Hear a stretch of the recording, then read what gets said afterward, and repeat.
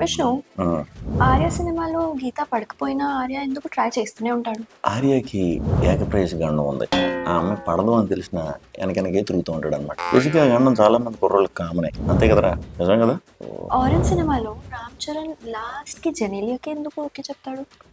ఆయనకి అప్పుడు అష్టగ్రహ కూటమి నడుస్తుంది.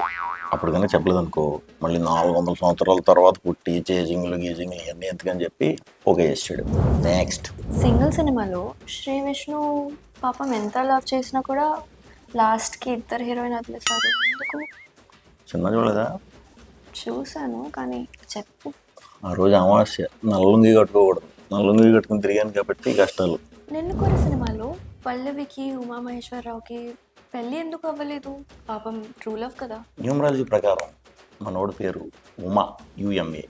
యుఎంఏ అని కాకుండా యుఎంఏఏ అని పెట్టుంటే గ్యారంటీ కనెక్ట్ అయిపోయారు. 27th ఫెబ్కి వచ్చే విష్ణు విన్యాసంలో విష్ణు తను లవ్ చేసిన అమ్మాయికి వేరే అబ్బాయితో పెళ్లి చేస్తాడా?